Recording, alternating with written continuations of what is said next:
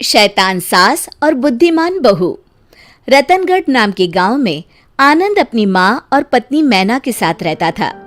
मैना देखने में बहुत खूबसूरत और व्यवहार कुशल थी, लेकिन वो अपने साथ कुछ खास दहेज लेकर नहीं लाई थी, इसलिए आनंद की माँ उसे पसंद नहीं करती थी।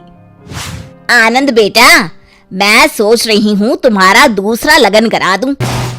वो क्यों माँ? मैना सुंदर तो है, साथ ही सुलझी हुई लड़की है। तो उसकी बुद्धि का मुझे अचार डालना है क्या? 2-4 बर्तनों को छोड़ दो तो मायके से एक ठेला भी नहीं लाई। माँ, हमें किस चीज की कमी है? भगवान की दया से सब कुछ तो है। अरे समाज में रुतबा भी तो होना चाहिए ना। भगवती के बेटे की दुल्हन छोटा हाथी भरकर बर्तन भांडे लाखों के जेवर लाई है, और बहू देखने सुनने में भी ठीक ठाक है। होगी माँ, पर अब तो मैना ही आपकी बहू है। नहीं नहीं, मैं तो दूसरी बहू ही लाऊंगी। माँ, अब राजे महाराजे वाले जमाने गए। मतलब मेरी भोली माँ, यदि एक बीबी के होते दूसरी शादी की तो मेरे साथ साथ तुम्हें भी जेल की चक्की पीसती पड़ेगी। और अगर मैं पहले ही उसे भगा दूं तो? वो कैसे माँ? वो सब तो मैं संभाल लूंगी, तू बस देखता रहे। इतना कह के सुमन वहाँ से निकल जाती है। अगले ही शाम की बात है। बहू, तूने सुना मोहन की दुल्हन कितना दहेज लेकर आई है? जी माँ जी। तुझे शर्म नहीं आई सुनकर? शर्म कैसी माँ जी? जितनी मेरे घर वालों की हैसियत थी उन्होंने भी दिया है। अरे इससे ज्यादा तो भीख मंगे अपनी बेटी को देते हैं। ये सुनकर मैना कूट कूट के रोने लगती है। ये रोना धोना अपने मायके में जाके करियो। मैं तो अपने आनंद का दूसरा लगन कराऊंगी। उसके लिए मैंने तो लड़की भी देख रखी है, शुभा। खूब पैसे वाले लोग हैं।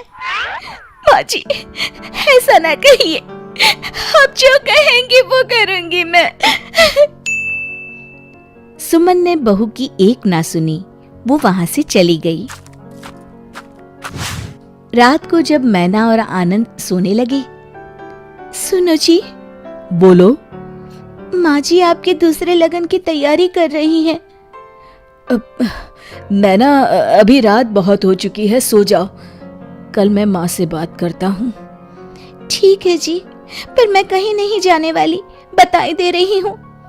हाँ हाँ ठीक है मैना रानी। सुबह होते ही आनंद माँ के पास जाता है। माँ, मैना बहुत अच्छी लड़की है और बुद्धिमान भी है, क्यों आप दूसरे लगन के चक्कर में पड़ी हैं? ऐसी कौन सी बुद्धिमानी तुझे दिख गई जो मुझे ना दिखी? माँ, आप जैसे चाहे वैसे पता लगा सकती हैं। अच्छा ठीक है, लेकिन तब तक तू उससे कुछ नहीं कहेगा। हाँ ठीक है माँ, जैसी आपकी इच्छा। चलो मैं ऑफिस के लिए निकलता हूँ।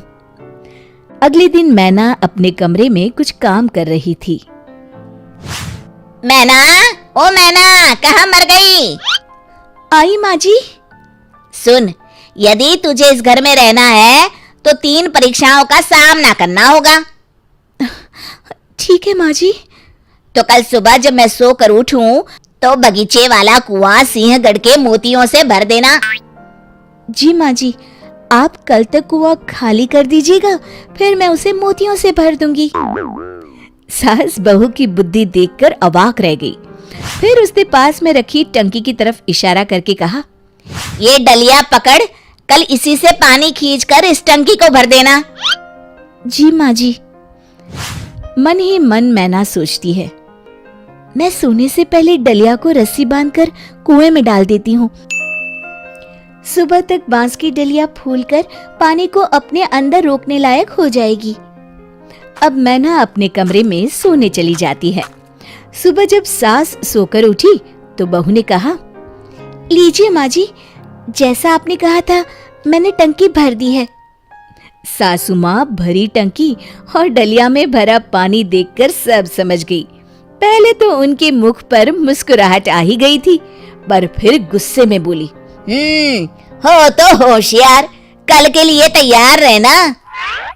मैना रानी को पूरा विश्वास था कि वो जरूर सफल होगी। दूसरे दिन सुबह आनंद काम के लिए निकला। मैना, घर में चावल का एक दाना नहीं है, तुम बाजार जाकर एक बोरी चावल ले आना जरा। जी माँ जी, पैसे दीजिए। यही तो चुनौती है, तुम्हें चावल बिना पैसे के लाना है।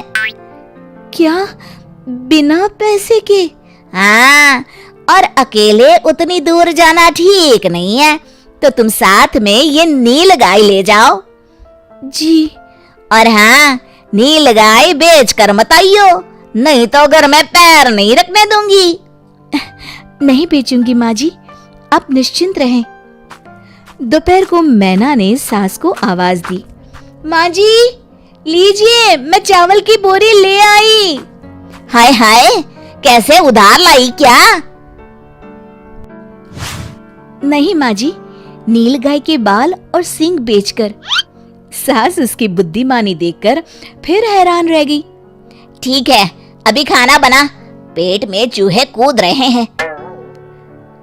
उसी दिन रात में मैना को बुलाकर सास ने कहा, सुन, कल मुझे राख की 2.5 हाथ की रस्सी बना के देना। राख की रस्सी? हाँ, सही सुना तूने, राख की रस्सी। मैना चुप रहती है। ये तेरी आखिरी परीक्षा है, अगर तू इसमें सफल होती है तो तू जो कहेगी मैं वही करूंगी। वो बिना कुछ कहे कमरे में चली जाती है। सुबह होती है और सासू माँ मन ही मन सोचती हैं, लगता है इसका कोई तोड़ नहीं मिला मैना रानी को, तभी तो सामने नहीं आई। चलो बढ़िया है, पिंड छूटा, अब मैं जाकर नहा लेती हूँ। उधर मैना ने एक बड़ी थाली में नाप कर 2.5 हाथ की रस्सी रखी और उसमें आग लगा दी, जिससे वो रस्सी राख की बन गई। जब कुसुम नहाकर आई तभी मैना ने आकर धीरे से थाली रखते हुए कहा, माँ जी, ये लीजिए राख की रस्सी। सास ने परात की तरफ देखा और मैना को गले से लगा लिया।